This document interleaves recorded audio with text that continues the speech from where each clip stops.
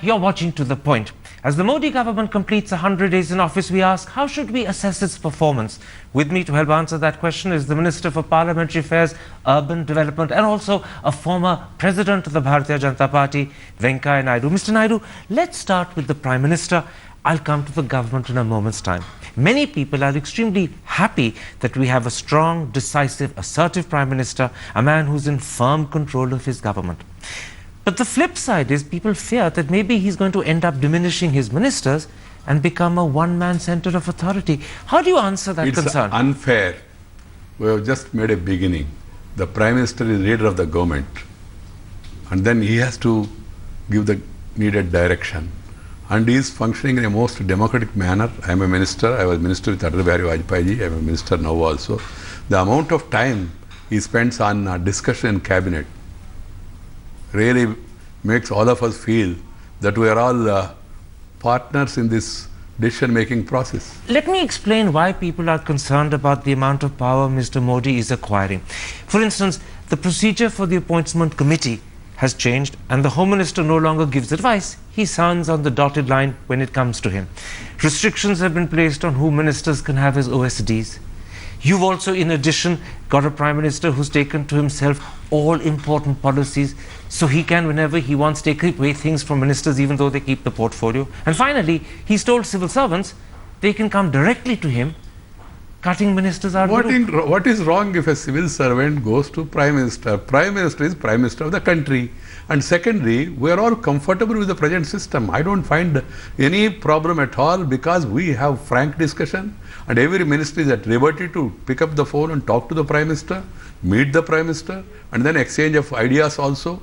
And he is giving time to each minister to explain his point of view with regard to his department. Presentations are made, guidance is being given, and then there is proper consultation and afterwards only decisions are taken. But what about the appointments committee procedure being changed? The Home Minister now doesn't give advice. He signs on a dotted line after the Prime Minister has decided. He's become almost irrelevant to the process. I don't think so. That's not the correct way of looking at things.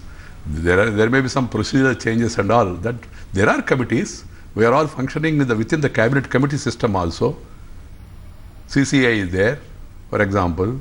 Cabinet Committee on Academic Affairs. We all sit there. So the belief the Prime Minister is becoming increasingly powerful and ministers are losing their importance is a wrong belief? It's a wrong belief because till yesterday there was a non-functional Prime Minister. Now there is a functional Prime Minister. From that end to this end, functional means functional 24/7. So some people are not able to digest it. Otherwise, I don't find nobody in my cabinet is feeling like that. Let me put it like this. It's not just the facts that I mentioned that are distressing or disturbing people. It's also the spate of rumors about your government that are proliferating. And all those rumors have just two things in common. A, they suggest the Prime Minister is spying on his ministers, and B, he's ringing them up like a big brother to tell them what to wear, who to have dinner with. And once again, people say, why is he interfering? It's all funny. Total falsehood. All these stories that have appeared, including some of the stories written by prominent and sincere journalists also, I can say, because I don't want to doubt them, they are all carried away by this sort of rumors. This rumor mongering has become a habit. What can I do? But you know, the rumor mongering involves ministers as senior as Rajnath Singh, Piyush Goyal, Prakash Javadekar, Dharmendra Pradhan, Ramvilas Paswan. You can talk to all these ministers. The so-called rumors that are spread are being discussed in the coffee shops and restaurants and in the Central Hall of Parliament or wherever. They are all totally false. They have no basis whatsoever. If they are totally false and they have no basis whatsoever, then they should be dismissed with the contempt they deserve. But instead, Mr. Rajnath Singh first went public to speak to the press. Then after that, the Prime Minister and Mr. Amit Shah issued statements. And suddenly, in that instance, a rumor that you called false and baseless became a huge story. I don't want to join in a debate why minister has gone public, etc. But I can tell you, if consistently or persistently rumors are spread and they are being carried by prominent media, naturally it hurts the minister. That's why he has given that clarification. Did he mishandle it in retrospect? I will never make comments about my colleagues. All right, I accept that, but it's a very interesting answer you're giving. Party. I understand. It's a very interesting answer you're giving. You're not saying he did mishandle it. You're not saying he handled it properly. You're simply saying you won't comment. Don't go technically. Okay. It is the severity on the part of a minister not to make comment on his colleagues. Let me put this to you. Do you think this whole lesson, the last 3 months, leads to the conclusion that maybe your government is keeping too aloof from the media. Maybe you need to speak to the media more often so that there's no information vacuum and rumors don't fill it up. This is the way the sections of the media are adapting to get some sort of a news. Our point is the Prime Minister believes in work. Work, काम बोलता है. Work, then it speaks for itself. Wherever there is need, we are speaking to public through media only. Media is called for all the important public functions. Why should there be a regular media briefing by a minister? Within 3 months, not even 100 days are fully over, we are doing our duty, and then wherever there are public functions, media is very much there. Nothing prohibits media. So there's no need to change this hands-off policy, this distance from the media that you There is no question of distance at all. Wherever there is need, call the media. Wherever you have to function independently on your own, function it independently. We have not changed anything. Right. Media want to encroach upon everything at every stage. I don't think that's the system. But you are then, in a sense, keeping the media a little at a distance from you. No, not at all. See, media want, for their commercial promotion or their professional this thing, they want to intervene at every stage. We are saying, let me do the work, then definitely we'll talk to you. All right. Let's come then to a second issue that's arisen in the last 100 days that has worried people. It's the manner in which Mr. Modi called off Foreign Secretary level talks with Pakistan, particularly when everyone thought actually the relationship was improving, and he did it for something Pakistan has been doing for 2 decades, talking to Hurriyat. Do you think that was a mistake? No, not at all. Even I can tell you, that morning itself when I saw this news, I rang up External Affairs Minister. External Affairs Minister told me consultation is going on, something will come out by afternoon. Afternoon this decision was taken because the mood of the nation is that we must give a strong message to Pakistan. Let me tell you why I asked this question. It was Mr. Modi who invited Nawaz Sharif to India. It was Mr. Modi who tweeted warmly about their conversation at dinner. It was Mr. Modi who started this transaction of sending gifts to each other's mother. And finally, it was the Indian Foreign Secretary who took the initiative to set a date for the Foreign Secretary level talks. And everyone looking at this said, there is clearly a new approach to Pakistan. Yeah. And they welcomed it. Then suddenly, Mr. Modi did an abrupt U-turn and called off talks for something Pakistan has been doing since 95. When a new initiative is taken and a good beginning has been made, Pakistan also should reciprocate in the same way. They should also understand the sentiments within the country. It is for the Pakistan to answer this question. We are committed to have good relations with Pakistan, but at the same time, you know, terror and talks cannot go together. A message is gone. Don't worry. Pakistan will realize it, and we will definitely talk to Pakistan at an appropriate time. When you say you'll definitely talk to Pakistan at an appropriate time, but people turn around and say, now that you've made not talking to Hurriyat a precondition for talks, have you set the bar so high that talks are going to be very difficult? Is it a major issue for Pakistan? Do they want to have good relations with India, or they want to have relations with only Hurriyat? Let the Pakistan decide. I can tell you, Sri Karanji hold a public opinion. 99% of the people of India will be supporting the government's action in this. I tell you what the problem is. Pakistan believes that its policy is one of moral and democratic commitment to the Kashmir cause, and they believe talking to Hurriyat flows from that. Now what you're asking them to do is change their policy. They may be prepared to change it as an outcome of the talks, but can they change it as a precondition to talking? The question is, how many times we had talks? They have understood also. So why Pakistan is behaving in this fashion? Who is in control in Pakistan as on today? We are not clear. As far as we are concerned, we are clear. We want to have good relations with our neighbor, and we don't want neighbors to interfere in each other's internal affairs. That is the message. Let me ask you this. Pakistan has now said that the ball is in India's court. If talks are to happen, India will have to take the initiative. Choice is theirs. Let us wait. Will the Prime Minister seek some sort of meeting with Nawaz Sharif when they are both together in New York at the end of this month? Foreign policy approaches cannot be decided in a press conference or an interview. That has to be decided at appropriate level. And I don't want to enter the domain where I'm not supposed to take decision or supposed to make comment. You're an extremely clever minister who's also been a party spokesman who knows how to give an answer where at one level he's saying nothing and at another level he is saying something.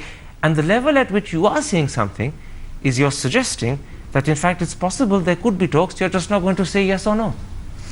I have no comment to make. It is for the Prime Minister, it is for the External Affairs Minister to decide when to talk, what to talk, how to talk. Let me bring up a third issue that has arisen in the last 100 days.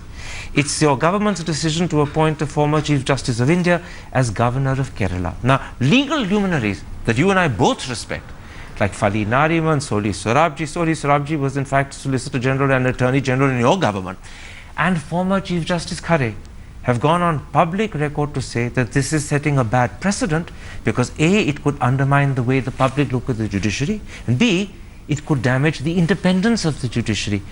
Why did you appoint Justice Sathasivam a governor? See, what is wrong in appointing a former judge or a chief justice as governor of a particular state, I am not able to understand.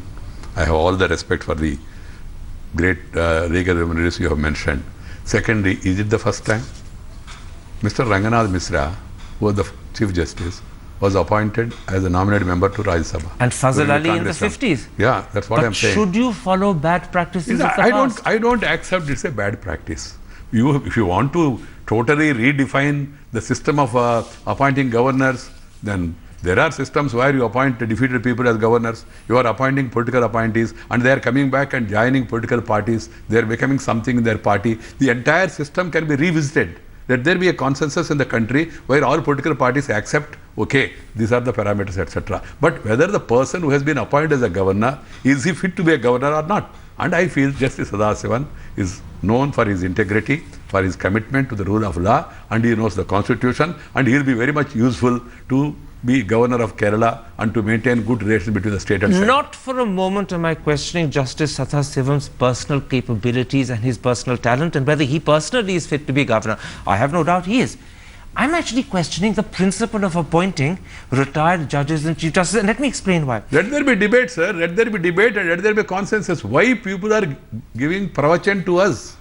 Having kept quiet all these days. Because you're the government and people Agreed. look to you to do things No, not just differently, we have not but done better. anything. We have not done anything wrong. If I have done something wrong, if he has violated any constitutional provision, then somebody can take me to task. Or if you have appointed a wrong person, you are saying, okay, this is not an ideal situation. This is an ideal situation. On that, there can be debate. It's not just me. Let me I quote agree. you Arun Jaitley writing in his blog September 2012. This is what he said.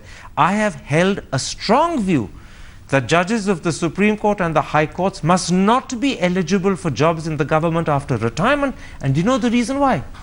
He says, in some cases, the pre-retirement judicial conduct of a judge is influenced by the desire to get a post-retirement assignment. And what he's saying is very simple. If it becomes practice that judges will become governors after retirement, then you will begin to give them an incentive to behave as judges and to pass judgments to favor the government in the hope that then they will get a job. And that will undermine the independence of the judiciary. It will undermine the image of the judiciary. And this is Arun Jaitley. No, see, in ideal situation, one can think about all this. First of all, try to understand that if you want to evolve certain norms, not only about judiciary, about even the other posts that are being held and subsequently those people are being appointed to some other governmental assignment and all. On this, there can be a debate and then we can all arrive at a consensus and then one can follow it. You know, it's not just Arun Jaitley. Nitin Gadkari in 2012, when he was very much BJP President, went on record to say that judges should only be considered for posts in the gift of the government after 2 years have lapsed after their retirement. Justice Sathasivam retired 5 months ago. What was the hurry? Wait a year and a half. You'll still have 3 more years of your government. Make him a governor then. Why do it now, just 5 months later? My point is very simple, sir. These are all suggestions and then these are all ideas. Some of them are ideal ideas also, I do agree. But at the same time, there is no bar in appointing any of these people unless we are able to come to certain sort of a consensus. This edition, you cannot accuse us of doing something wrong. In many things there is no bar, not a legal bar, not even a bar of a rule. But there are proprieties. There are proprieties that good governments recognize and observe. And people say, this was a propriety they expected Mr. Modi We'll to take recognize. note of this. For the future? Yeah. Okay. Let me then come to the economy. You know better than I that for many people is the main reason why most people voted for the BJP and for Mr. Modi in particular. They were hoping not just for dramatic but for transformational change. Now, what we've seen is faster decision making. I totally accept that. Better implementation. I totally accept it. More responsive, cooperative bureaucracy. But what it adds up to is good governance. And people ask, is good governance enough to take us back to 8% growth? No, mere good governance will not suffice. You need development. You need to create wealth. You need to remove impediments in the way of growth. So for that you need time, sir. Our Congress friends and others also are criticizing, अच्छा दिन कहाँ है, ये क्या हुआ, वो क्या नहीं हुआ. इतना आसान है तो why they have not done it in the last 10 years? Minister. My point is simple. See, we are trying to bring back the economy on rails, and you are seeing the change already happening. There is no policy paralysis. Quick decisions are taken. Now the growth is 5.7%. During Atal Bihari Vajpayee, it was 8.4%. You can't claim I am not credit claiming for it. 5.7. My point is, see, 8.4% growth we left and we demitted the office in 2004. And this government handed over to us 4.6%. In between, it was at 9% too. Don't forget that for 3 years. No, it was 9% too. But at the end of the story, what we inherited, I am talking of fiscal deficit, revenue deficit, trade deficit, current account deficit, trust deficit, everywhere, in every sector. Now we brought back the confidence and the trust. You're speaking my language. It's because of the inheritance that you received that there is something more that's needed, and that is something that time won't deliver. What's needed is major reform. And it's not just, let me finish and then you answer, it's not just me.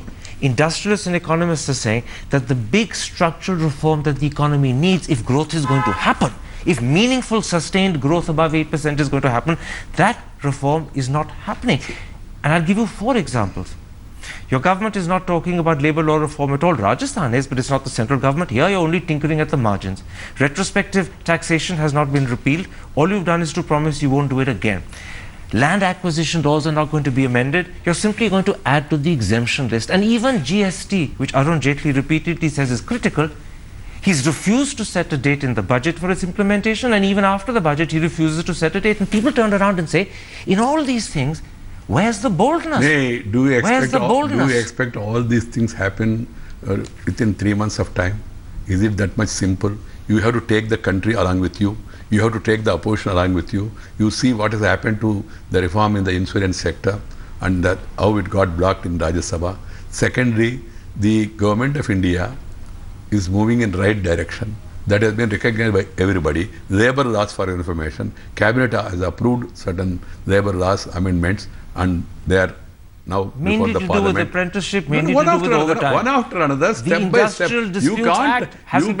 You cannot act in haste. There are people who are talking of reforms. There are people who are talking of performance. People are happy with the performance. Reforms also are coming slowly. I'll tell you. Sir, I will tell you one thing. Even if you are in a hurry and work hard, to get children, it will take 9 months. If you have to say common man's language. If you have to say common man's language. And God forbid you're an elephant, it takes 22 months. Yeah. And let's hope we don't behave like an elephant, because then the time delay is longer. But I'll tell you my concern. People say they want time, but often what happens with time is governments lose the appetite for radical reform. There is no question of losing appetite. This government, this Prime Minister, these ministers, we are all committed for reforms. We want to revive the economy. We want to better the lives of the people of the country. And we want to take the country in developmental growth. And you will see, ask me this question at the end of 5 years, the growth will reach 9%. My last question on this subject.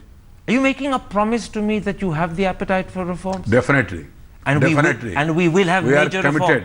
We are committed and we will definitely have reforms, and we want to get full support, even the states also, so that we get majority in Rajya Sabha. Rajya Sabha is becoming an impediment because my Congress friends who propose the laws are opposing the same. Keeping that in mind, we want to get majority in Rajya Sabha also, so that we can push reforms in a more speedy manner. In which case, the last issue I want to raise in this interview with you, and it's one of concern and distress to many people, and I'm totally confident that the Venkaiah Naidu sitting in front of me will share that distress and concern. It's the rhetoric that is coming from many of your party leaders in UP. I want to ask you 2 questions about that.